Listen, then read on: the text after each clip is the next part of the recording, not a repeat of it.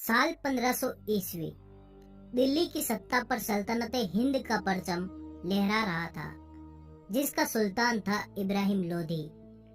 और इधर गुजरात में बादशाह बहादुर शाह की अपनी सल्तनत कायम हो चुकी थी।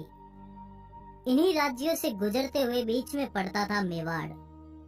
मेवाड़ हमेशा से दिल्ली की आंख में चुभता था, क्योंकि दिल्ली के सुल्तान मेवाड़ के महायोद्धा विषम घाटी पंचानन राणा हमीर सिंह के शौर्य की आग में कई बार तप चुके थे। खैर, इस समय मेवाड़ में राणा रायमल का राज हुआ करता था, जिनके 3 पुत्र थे, कुंवर पृथ्वीराज, कुंवर जयमल और सबसे छोटा पुत्र था राणा संग्राम सिंह। ये तीनों भाई एक रोज अपने गुरु के आश्रम जाते हैं। गुरु बालक संग्राम सिंह के हाथ को देखकर बताता है कि तेरी तलवार से सल्तनतें कांपेगी। जहाँ तेरा ध्वज लहराएगा वहाँ आसपास भी कोई शत्रु नहीं भटकेगा। नगर नगर में तेरी धाक कायम होगी। बहुत जल्द तू मेवाड़ का भावी सम्राट बनेगा। गुरु की इस भविष्यवाणी को सुन बड़े भाई कुंवर पृथ्वीराज ने कहा, ये सब मात्र बातें हैं। मेवाड़ का राणा तो बड़ा पुत्र ही बनेगा। इस पर कुंवर संग्राम सिंह ने कहा, भाई साहब, जिसकी ताकत उसकी सत्ता। संग्राम सिंह के ऐसे वचनों को सुनकर दोनों भाइयों का आपस में झगड़ा छिड़ गया। इसी लड़ाई में पृथ्वीराज ने बालक संग्राम सिंह की एक आंख फोड़ दी। इसी बात से नाराज बालक संग्राम सिंह रात के अंधियारे में मेवाड़ किले से अजमेर निकल गए, जहां करमचंद पवार ने उनको आश्रय दिया। अजमेर में रहकर राणा ने कई युद्ध कलाओं में महारत हासिल की। तपस्या के ताप में तप कर बालक संग्राम सिंह सोना बन रहा था। बालक संग्राम सिंह अब युवा हो चला था। खून में गर्मी, जिगरे में फौलाद और ऊंचे तेवर होना लाजमी था, क्योंकि वीर राणा कुंभा के ही रक्त बीज थे। यही समय था जब संग्राम सिंह ने मेवाड़ धरा की सियासत को पलट कर रख दिया। इस समय तक संग्राम सिंह के दोनों भाइयों का स्वर्गवास हो चुका था। इसी के साथ सरदारों ने राणा संग्राम सिंह को राज्य का उत्तराधिकारी घोषित करते हुए उनका मेवाड़ की गद्दी पर राज तिलक कर दिया। यह वही संग्राम सिंह है जिसे दुनिया राणा सांगा के नाम से जानती है। राणा ने सतलुज, बयाना, सिंध, मालवा, भरतपुर, ग्वालियर, बयाना, उत्तर गुजरात और संपूर्ण राजपूताने में एक छत्र शासन स्थापित किया। राणा के एक आंख एक हाथ नहीं थे और शरीर पर 80 घाव थे, पर फिर भी खुले शेर की तरह भयानक युद्धों का नेतृत्व खुद करते थे। राणा संपूर्ण भारत पर एक छत्र शासन स्थापित करके विक्रमादित्य की उपाधि धारण करने का अरमान रखते थे। इन्होंने पाती पर्वन की प्रथा को पुनः जीवित करते हुए सभी क्षत्रिय ताकतों को एक कर दिया, जिससे पश्चिम में मेवाड़ एक हिंदू राज्य बनकर दिल्ली की सत्ताओं को ललकारने लगा। दिल्ली के सुल्तान को बंदी बनाया, गुजरात के शाह को घोड़े के पीछे बांधकर मेवाड़ ले गए और बयाना के मैदानों में विशाल मुगल फौज को परास्त कर दिया। जब भारत चारों तरफ से शत्रुओं से घिर चुका था, तभी एकमात्र योद्धा बनकर उठे। राणा सांगा के इतिहास के अनसुने पन्नों की पूरी दास्तान। साल 1509 में राणा सांगा ने मेवाड़ की गद्दी संभाली। मेवाड़ में अपना गढ़ मजबूत करने के बाद राणा ने राजपूताने की सभी बड़ी बड़ी रियासतों के साथ वैवाहिक संबंध स्थापित करने शुरू किए, जिसमें मारवाड़, बीकानेर, बूंदी, आमेर, बागड़ में वैवाहिक संबंधों की स्थापना के साथ राणा ने कई ताकतों को एक साथ ला दिया और साथ ही करमचंद पवार को अजमेर का मुख्य सरदार घोषित करके अपनी सत्ता को राजपूताने के मुख्य द्वार तक मजबूत कर दिया। चारों दिशाओं में अपनी सत्ता मजबूत करने के बाद राणा ने ईडर प्रदेश पर हमला कर दिया, जहां का शासक राजा भाणमल गुजरात के सुल्तान महमूद शाह का पूरा समर्थन करता था। राणा के इस भयानक हमले से ईडर नरेश गुजरात भाग गया, जिसके बाद राणा ने अपने सरदार को ईडर का मुख्य प्रहरी बना दिया। इधर मेवाड़ से दूर मालवा में सुल्तान नासिर शाह खिलजी का शासन हुआ करता था, जिसका वजीर था मेदिनी राय।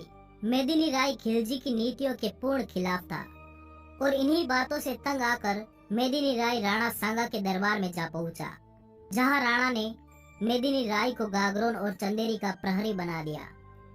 अब आप देखिए, राणा ने बड़ी बड़ी रियासतों से रिश्ते तय करके सभी बड़ी ताकतों को एक छत्र में ले आए और चारों तरफ अपने विश्वसनीय सरदारों को बैठा दिया। अब राणा ने महाभयानक युद्धों का शंखनाद किया। राणा की निगाहें तो शुरुआत से ही दिल्ली की सत्ता पर टिकी थी और इसी के साथ राणा ने पश्चिमी उत्तर प्रदेश के कई क्षेत्रों पर अपना ध्वज लहरा दिया और दिल्ली को आगरा पर हमले की ललकार भेजी। अब दिल्ली दूर नहीं थी। राणा की इस बढ़ती ताकत ने सबको हैरान कर दिया। इसी बढ़ती ताकत का जवाब देते हुए साल 1517 में दिल्ली के सुल्तान इब्राहिम लोदी ने तुरंत एक विशाल सेना के साथ मेवाड़ पर चढ़ाई कर दी। इस युद्ध में इब्राहिम की सेना को चारों तरफ से घेर लिया गया। इस युद्ध में राणा का एक हाथ कट गया और एक पैर पर तीर लगा, जिससे उन्होंने एक पैर खो दिया। इब्राहिम को कैद करके मेवाड़ दरबार ले जाया गया, जहां से हरजाना लेकर उसे छोड़ दिया गया। उसके 2 साल बाद फिर साल 1519 में इब्राहिम लोदी ने मियां मक्कन के नेतृत्व में राणा सांगा पर एक बार फिर हमला कर दिया। इस बार फिर राणा सांगा की विजय हुई। दिल्ली के सुल्तान को 2 बार पराजित करने के बाद संपूर्ण राजपूताने में राणा सांगा के नाम की धाक कायम हो गई और सभी ने सांगा को अपना सरदार चुनते हुए उन्हें हिंदू पथ की उपाधि से नवाजा। साल 1518 में मालवा के सुल्तान महमूद खिलजी ने गागरोन पर दावे बोलना शुरू कर दिया, जिसके बाद राणा सांगा और महमूद की सेना के बीच घनघोर युद्ध हुआ। इस युद्ध में सांगा ने महमूद के सभी सरदारों को मार डाला और महमूद को बंदी बनाकर चित्तौड़ में 5 महीने तक कैद कर दिया गया। इतिहास अब करवट बदल रहा था। काबुल का बादशाह बाबर और दिल्ली के सुल्तान इब्राहिम लोदी के बीच 20 अप्रैल 1526 में पानीपत के मैदान में घनघोर युद्ध छिड़ गया। इस युद्ध के समय राणा सांगा शांत चित्त से मौके की तलाश में थे। उनको लगता था कि बाबर इब्राहिम को मारकर कुछ दिन दिल्ली में रहेगा, फिर वापस लौट जाएगा, पर ऐसा नहीं था। बाबर ने इब्राहिम को मारकर दिल्ली पर अपनी सत्ता कायम कर दी। अब भारत की स्थितियां काफी बदल चुकी थी। दिल्ली की सत्ता पर सल्तनतें मुगलिया कायम हो गई थी और इधर मेवाड़ एक बहुत बड़ा हिंदू साम्राज्य बन चुका था, जिसका विस्तार दिल्ली को छूता था। बाबर स्पष्ट था कि जब तक राणा सांगा जैसा योद्धा है, तब तक वो भारत पर मजबूत शासन स्थापित नहीं कर पाएगा। और इसी के तहत बाबर अपनी विशाल सेना के साथ फतेहपुर सीकरी में अपना डेरा डालकर बयाना दुर्ग पर अधिकार जमा लेता है। मेवाड़ी सरदार भागता हुआ पहुंचा मेवाड़ दरबार में और राणा को सूचना दी कि काबुल की ओर से आई विशाल सेना ने हमारे दुर्ग पर कब्जा कर लिया और आपको युद्ध की चुनौती भेजी है। राणा को चुनौती का समाचार मिलते ही राणा ने महायुद्ध का ऐलान कर दिया। संपूर्ण राजपूताने में पाती परवन का संदेश भिजवाया गया, जिसके तहत सभी क्षत्रिय ताकतें राणा के छत्र के नीचे एक साथ मिलकर महासेना का रूप धारण कर चुकी थी और निकल पड़े बयाना की तरफ। भयानक शंखनाद के साथ युद्ध का ऐलान किया गया। मारवाड़ नरेश मालदेव राठौड़ ने युद्ध की रणनीति तय की। बूंदी बागड़ से उदय सिंह, अजमेर आमेर के पृथ्वीराज, बीकानेर के कल्याणमल, ग्वालियर और बड़ी बड़ी रियासतों के महाराजों तथा अफगानी सरदारों ने राणा सांगा के नेतृत्व में 16 फरवरी 1526 को बाबर की सेना को चारों तरफ से घेर लिया और बयाना के किले पर फिर से केसरिया ध्वज लहरा दिया गया। ये बाबर की सेना की पहली हार थी, पर बाबर भी कोई छोटा मोटा बादशाह नहीं था। इतिहास बताता है कि उसकी नेतृत्व शक्ति गजब की थी। जब मुगल सेना ने इतनी विशाल महासेना का करारा प्रहार देखा, तो उन्होंने पुनः युद्ध में जाने से मना कर दिया, जिसके बाद बाबर ने सेना को कई लालच दिए, पर सेना काबुल जाने की तैयारी कर चुकी थी। अंत में बाबर ने धर्म युद्ध या जिहाद का नारा लगाया, जिसके बाद सेना वापस इकट्ठा होने लगी।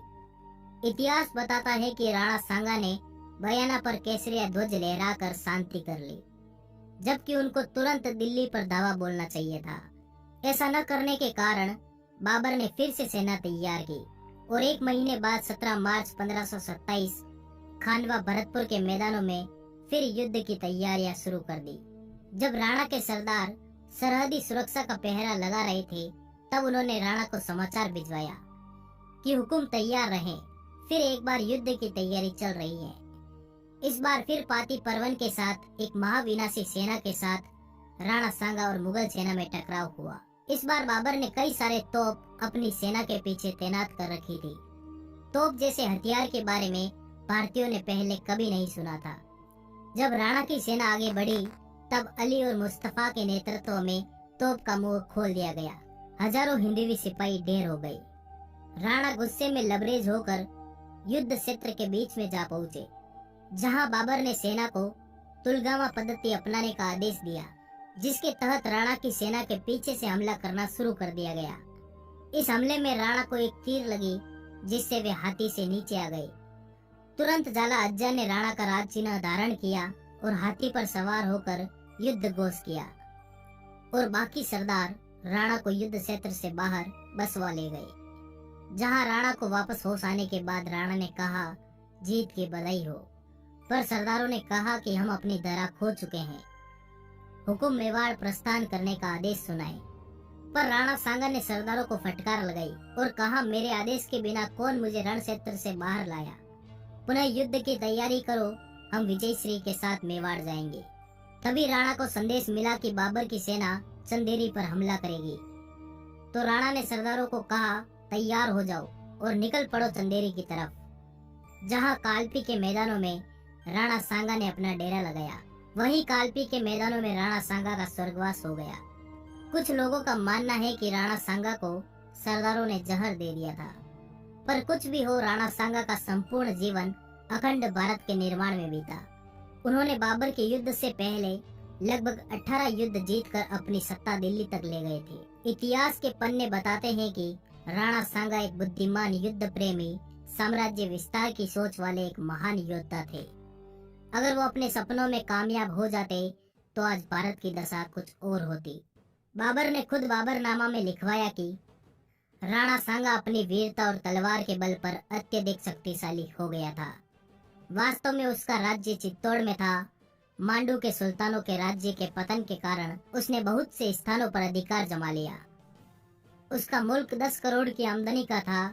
उसकी सेना में 1 लाख सवार थे। उसके साथ 7 बड़े और 104 छोटे सरदार हमेशा तैनात रहते थे। उसके 3 उत्तराधिकारियों में से यदि एक भी वैसा ही वीर और योग्य होता तो मुगलों का राज्य हिंदुस्तान में जम न पाता। इस वीडियो को बनाने में बहुत मेहनत लगी है। कृपया लाइक जरूर करें। धन्यवाद। जुड़े रहिए।